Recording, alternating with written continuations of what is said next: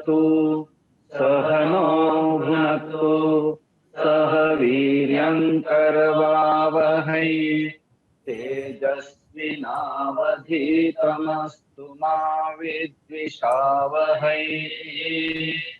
ओम शांति शांति शांति। तो 10वें अध्याय के अंदर विभूति योग केषु केषु च भावेषु चिंतः असि भगवन् मया, मेरे द्वारा किन किन भावों में आपका चिंतन करना चाहिए मैं जानना चाहता हूं। तो इसी को लेकर के भगवान ने कहा कि मैं संक्षेप में, है ना, प्रधानतः संक्षेप में मेरे विभूतियों को समझाने की चेष्टा करूंगा। नीचे भाष्यकार ने कहा था अगर विस्तार से कहने जाएंगे तो वर्षों लग जाएंगे मेरी विभूतियों के बारे में, इसलिए मैं प्राधान्य तक कुरुश्रेष्ठ।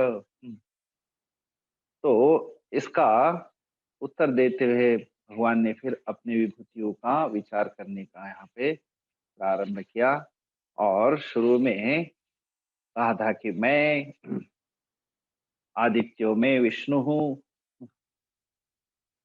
जो द्वादश आदित्य है, और जितने सारे प्रकाशित चीजें उसके अंदर रवि हूँ। नक्षत्रों में मैं शशि हूँ, चंद्रमा हूँ। इस प्रकार से कहते हुए फिर वेदों के अंदर सामवेद वसु है, अष्ट वसु के अंदर मैं देवानाम अस्मि वासव इंद्र अस्मि, और इंद्रिया है मेरी जो हमारा जीवन जिसके साथ जीते हैं, और उनके अंदर जो है मन मैं हूँ, इंद्रियानाम मनः अस्मि। और जितनी सारी भूत चेष्टा करते हैं, चेष्टा करने के लिए जो बिजली जैसी बनती है लाइट के बल्ब के लिए, वैसे मैं चेतना भूतानाम अस्मि। एकादश रुद्रानां मध्ये अहम शंकरः। शम शुभम करोति इति शंकरः, सबका कल्याण करने वाला। और यक्ष और राक्षसों में मैं वित्तेशः, फाइनेंस मिनिस्टर। ओन कुबेरः, और ऐसे वसु के अंदर मैं पावकः, अग्नि ही, सबको भोजन पकाने के लिए और सबके अंदर भोजन, खाया हुआ भोजन उनको जठराग्नि के रूप में पाचन करने के लिए। बाहर निकल के आके मैं पहाड़ों में पर्वतों में मेरु हूँ, जो शिखरी ही सबसे बड़ी श्रृंखला होती है, सबसे ऊपर वाले पहाड़ होते उनके अंदर मैं मेरु सुमेरु पर्वत हूँ। इस प्रकार से कहते हुए अभी 24वें श्लोक के अंदर कहते हैं पुरोधसां च मुख्यं मां विद्धि पार्थ बृहस्पतिम् सेनानीनामहं स्कन्दः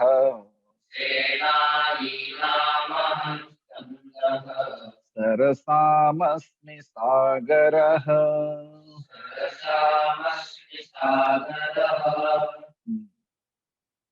पुरोधसां च मुख्यं मां विद्धि पार्थ बृहस्पतिम् सेनानीनाम अहम स्कंदः सरसाम अस्मि सागरः। हे पार्थ, पृथा पुत्र अर्जुन, बीच बीच में भगवान अर्जुन को अलग अलग नामों से संबोधित करते हुए, पृथा जो तुम्हारी माँ, जिसके अंदर बहुत एक आत्मबल दिया था, कभी भी ऐसे विपरीत परिस्थितियों में कभी भी उसने हार नहीं मानी, तो ऐसे जो पृथा के पुत्र हो आप, तो अर्जुन माम मुख्यम विद्धि, मुझे मुख्य प्रधान समझो, किसमें? पुरोधसाम च, जो राजा के यहाँ पूजा आदि कर्म कांड करने वाले होते उनको राज पुरोहिताना मध्य, तो राज पुरोहितों के अंदर तू मुझे प्रधान पुरोहित कौन? बृहस्पतिम विद्धि। जो गुरु, जैसे स्वर्ग में हम देखते हैं कि इंद्र जो है सबके राजा, और उसके अंदर गुरु जो है बृहस्पति को माना जाता है। तो ऐसे बृहस्पतिम, अहम माम विद्धि, आप मुझे समझ लीजिए। क्योंकि हर जगह किसी न किसी रूप से, चाहे राजा का वंश हो चाहे प्रजा का, उनके अंदर सभी के अंदर एक स्थान दिया जाता है, जो सभी के लिए कर्म कराने के लिए, कर्म करने के लिए वो खुद अपना क्या होता है अग्रसर रहते हैं, और सभी को इसके बारे में समझाते। तो ऐसे जो मैं बृहस्पति हूँ, राजपुरोहितानां मध्ये अहम बृहस्पति, सेनानीनाम अहम स्कंदः, सेनानीनाम सेनापतिनां मध्ये, सेनापतियों के अंदर मैं हूँ कार्तिक, जो कि भगवान शिव जी के, पार्वती के दो पुत्र गणेश और कार्तिक है। तो उनका एक नाम है स्कंदः, है ना। साउथ में कहते हैं मुरुगन, मुरुगन टेम्पल है ना, स्कंदः कार्तिकेयः। तो ऐसे उनको षण्मुख भी कहते हैं। तो ऐसे 6 मुख वाले स्कंदः, है ना। तो कार्तिकेयः अहम सेनानी नाम, जो देव सेनापतियों में मैं कार्तिक हूँ, स्कंदः। ये हमारे उत्तर भारत में अधिक इसकी प्रचलन नहीं है, लेकिन साउथ में आप देखते है ना, एक पळनी टेम्पल है, वहां तो सबसे बड़ा मुख्य मंदिर है। तो उनका उतना ही जैसे यहाँ गणेश जी का होता है, वैसे वहां पे उनको कार्तिकेय को भी मानते हैं। तो वो उसके अंदर में सेनापतियों में मैं, देव सेनापतियों में मैं स्कंद मतलब कार्तिकेय हूँ। सरसाम अस्मि सागरः, सरसः मतलब जितने सरोवर होते हैं ना, छोटे मोटे, है ना, हर एक इलाके में अपना अपना छोटा सरोवर होता है, जो कि मानसून के बाद भर जाता है, और उसके अंदर कई दिनों तक वहां के लोगों के लिए उस पानी की आपूर्ति करता है, जानवरों के लिए। तो ऐसे जितने सारे सरोवर है, हाँ, उससे सभी सरोवर में मैं बड़ा सरोवर हूँ, कौन? सागर। तो इसलिए इसलिए सगर जो राजा हुए थे, उनसे ये सागर बना, क्योंकि उन्होंने तपस्या की थी। हाँ, और गंगा माँ को वहां से लाया था, कहाँ से? हिमालय से। तो इसलिए भागीरथी कहा जाता है ना, भगीरथ। भगी जो राजा था, तो उसके वहां तपस्या करके वो आए थे, कहाँ चलना है? तो भाई चलो, हमारे सगर ऋषि के पुत्रों ने वहां पे क्या की थी, हाँ, उटपटांग कामें की थी क्या, कि उन्होंने कहा था कि यहाँ एक ऋषि बैठा है, और इसी ऋषि ने हमारे घोड़े को चुरा करके लाया। तो उसके साथ बदतमीजी करने लगे, तो उनकी आंखें खुली, उन्होंने शाप दिया, वहीं पे वो जल करके बस। तब जाकर के रोना चिल्लाते हुए आए, तो भगवान शिव जी को और बड़े बड़े तपस्वियों को आकर कहा कि अभी कैसा होगा। तब जाकर के कहा कि तुम जाकर के गंगा को ले आओ। तो गंगा को ला करके जब गंगा मैया वहां पहुंच गई, तो उसी के जल का वहां पे जब प्रोक्षण किया, तो उसके बाद में सारे के सारे ये लड़के बदतमीज करके खाक हुए थे, वो सबके सब जीवित हो गए, है ना। जैसे कहते सगर राजा ने ही सागर को ना, सागर, है ना। तो जो हमारे लिए जो सागर है, वो सागर ओशन, वो क्या है? सबसे बड़ा सरोवर मैं हूँ। इसके अंदर कितने सारे जीव जंतु रहते हैं। तो पृथ्वी के अंदर ज्यादा भाग उसका है, और बहुत कम भाग जो है पृथ्वी का है। तो वो मैं हूँ। सागर अहम अस्मि, सरसाम, सरोवरों में मैं देव निर्मित सागर हूँ। कौन? समुद्र। ठीक है। तो पुरोधशाम, जो राजपुरोहित में मैं बृहस्पति हूँ, जो उस देव सेनापति में मैं कार्तिकेय हूँ, स्कंदः, और जितने सारे सरोवर है उसके अंदर मैं सागर।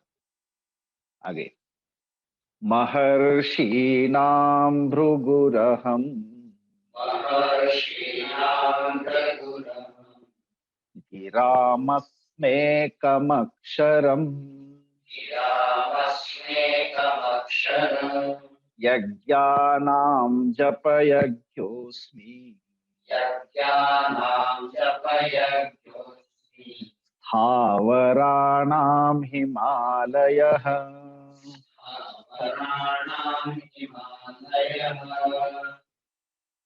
महर्षीणां भृगुः अहम् गिराम अस्मि एक एकम अक्षरम यज्ञानां जपयज्ञः अस्मि स्थावराणां हिमालयः।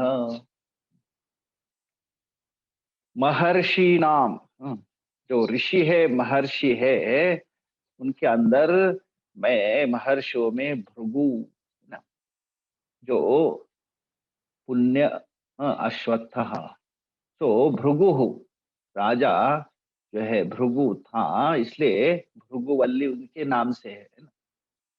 हम लोग जो तैत्तिरीय पढ़ते हैं उसके अंदर भृगुवल्ली एक वल्ली का नाम है ना। तो महर्षियों में मैं भृगु हूँ, एक ऋषि हूँ, जो जितने सारे महर्षि उसके अंदर भृगु ऋषि जो है मैं उसमें हूँ।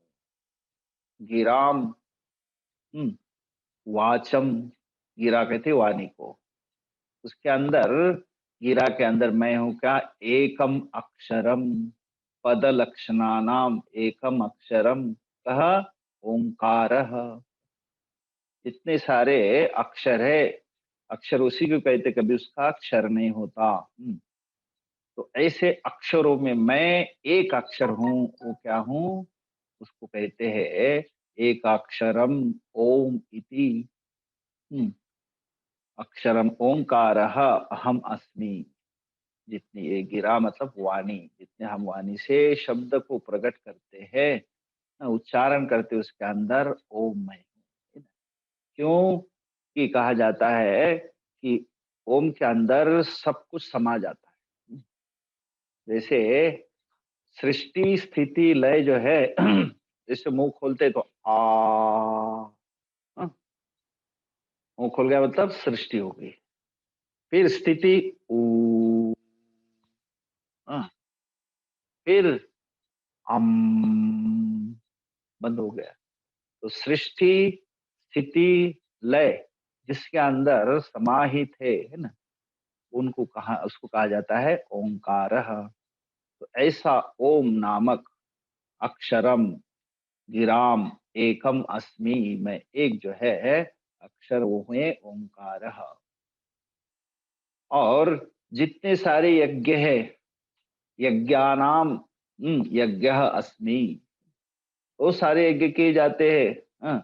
उसके अंदर उन यज्ञों के माध्यम से बहुत पुण्य पाया जाता है, और उन पुण्य के द्वारा लोग जो है स्वर्ग लोक ब्रह्म लोक कई लोगों के लिए है, वो अपने आप जो है क्या उसके अंदर उस लोक की प्राप्ति हो जाए, उसकी प्राप्ति हो जाए, इसके लिए वो लोग साधना करते और ऐसे बड़े बड़े यज्ञों का आयोजन करते। तो कहते ये जो यज्ञ है कौन सा, जप यज्ञ, जिसके अंदर जप करते रहेंगे, जप यज्ञ। हाँ, एक ही मंत्र को बार बार दोहराया जाए उसको जप कहा जाता है। जैसे कि मेरे दिमाग के अंदर अभी एक वृत्ति है, दूसरी वृत्ति कौन सी आएगी कुछ पता नहीं जा पता नहीं रहता कि कहाँ से कहाँ उछल के चला जाएगा मन। मनोराम है ना। लेकिन ऐसे जो जप होता है, उस जप के अंदर और दूसरा कोई दूसरा शब्द नहीं, वही शब्द आता है, तो उसके लिए कहा जाता है पुनरावृत्ति, उसकी उसकी उसका कहा जाता है जपः। एक ही मंत्र को बार बार दोहराया जाना उसको कहता है जपः। तो ऐसा जो यज्ञ है ना, उस यज्ञ, क्योंकि मैं मेरे मुंह से निकाल रहा हूं और किसी किसी के लिए नहीं, अपने लिए कर रहा हूं। ऐसा जो जप यज्ञ है उसके क्या होता है कि मेरी वाणी की शुद्धता होती है, पवित्रता होती है। इसलिए ऐसा जो जप यज्ञ है वो यज्ञों में श्रेष्ठ मैं हूँ, जप यज्ञ। स्थावरा नाम। अपने सुना है स्थावर और जंगम। जंगम मतलब चलने को फिरने वाले, घूमने वाले, है ना, एक जगह से दूसरी जगह जाने वाले, उसको जंगम कहते हैं। और जो स्थिर रहते उसको स्थावर कहते हैं, एक जगह स्थिर रहते, है ना। तो कैसे पर्वत आदि पेड़ जितने सारे वृक्ष आदि जो है उनको स्थावर में आए जाते हैं, स्थावर माने जाते हैं, तो स्थिर रहते एक जगह, है ना। क्यों कि कभी ऐसा ना, अरे ये पहाड़ कभी इधर था और सुबह देखा तो उधर चला गया, कैसा हो गया भाई। एक पेड़ इधर था और बाद में इधर का उधर चला गया। हाँ? वो कभी ऐसा नहीं होता भगवान के द्वारा। तो ये जो है कभी भी अस्थिर नहीं, वो हमेशा स्थिर होते हैं, इसको स्थावर। स्थावरा नाम, जितने सारे पहाड़ पर्वत है उसके अंदर मैं हूँ। हिमालय, स्थिति मताम, जो स्थिर रहने वाले उसके अंदर मैं हिमालय हूँ, है ना। तो हिमालय का अर्थ क्या है? हिमः आलय, इससे जहाँ पर हिम मतलब बर्फ, और वहां पे सारा का सारा जो है सारा बर्फ ही बर्फ है। हमको बचपन में एक बड़ा प्रश्न होता था और स्वामी जी भी इसको बताते थे कि अगर आइसक्रीम गांव में आती थी, बेचने वाला है ना, तो रोज कहाँ रखता था? बर्फ के अंदर, है ना। अब बर्फ है वहां पे, तो कहते हैं कि यार ये बर्फ तो हिमालय में होता है, हाँ? और हिमालय से जो बर्फ यहाँ तक लाते लाते लाते पिघलता नहीं होता था। लेकिन उस समय दिमाग में नहीं होता था कि बर्फ केवल वही नहीं होता है, यहाँ फैक्ट्री में भी बनता है। तो कहने का मतलब वहां पे नेचुरली जो बर्फ पड़ता है, अभी जो सर्दियों के अंदर सारा का सारा जो है क्षेत्र बर्फ से ही ढका होता है, इसलिए कहा जाता है उसको हिमः आलय, हिमालय, जो बर्फ से ढका हुआ ऐसा क्षेत्र जो है उसको कहा जाता है हिमालय। तो हिमालय मैं हूँ, क्यों कि हमारे लिए भी प्रत्यक्ष है कि हमारे जितने सारे पड़ोसी शत्रु है उनको भी, उनसे हमको रक्षा होती है।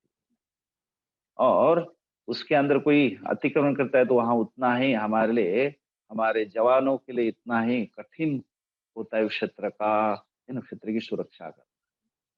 तो इसलिए हिमालय जो है बहुत चैलेंजिंग होता है और हमारे लिए एक प्रकार से वहां पर खड़ा है, डटा है कि हम उससे सुरक्षित रहते। तो भगवान खुद ही कहते कि मैं हिमालय हूँ। और इसलिए संत ज्ञानेश्वर महाराज ने कहा कि कोई हिमालय का दर्शन भी करता है, घूमने भी जाते, तो उसका बहुत पाप जो है नष्ट होता है। हिमवंतु दोष खाए, पर जीवित तो आकी हानि हुए। मतलब कोई उस समय होता था ना, यात्रा में जाते थे बद्री केदार आदि, तो गया तो घर से जाता था, वापस आएगा नहीं आएगा पता नहीं, क्यों ऐसी दुर्गम यात्रा होती थी। अब तो क्या क्या नहीं हुआ, तो रोड नहीं, अभी तो हवाई जहाज से भी जाते हैं। लेकिन उस समय गया, लेकिन वापस आएगा नहीं आएगा, क्यों? वहां जो इतना दुर्गम स्थान था, खाने पीने की, रहने की, जीव जंतु वहां पे जो है, और वहां जाने के बाद किसी को को श्वास ले नहीं सकता। हमारे सामने कई बार ऐसा, यात्रा में गए रात को, किसी को बस उस श्वास, वहां पर हवा नहीं मिलती, ऑक्सीजन प्रॉब्लम, तो फिर वहीं से वे राम नाम से। तो कहने का मतलब हिमालय में जाना मतलब बहुत बड़ी रिस्क होती थी, इसलिए भगवान यहाँ कहते हैं। और संत ज्ञानेश्वर ने कहा कि वो अवश्य आपके पापों को दूर करता है, लेकिन वो आदमी वापस आएगा नहीं आएगा कुछ, इसलिए हिमालय दुर्गम होता था। तो स्थावरों में मैं हिमालय, तो महर्षियों में भृगु अहम, जितने सारे गिरा मतलब वाणी से निकलने वाले जो पद है, शब्द है, उसके अंदर पद लक्षणा नाम अहम एव एकाक्षरम ओंकार, जप यज्ञानाम मध्ये जप अहम अस्मि, जो आसानी से किया जा सकता है। और जितने सारे स्थिर रहने वाले पहाड़ पर्वत है उसके अंदर मैं हिमालय। इस प्रकार से भगवान अपने आप को इन सारे चीजों के माध्यम से क्या कह रहे कि मैं एक एक एक एक करके विभूतियां हूं उसके अंदर। ठीक है, इसको इतना ही रखते हैं।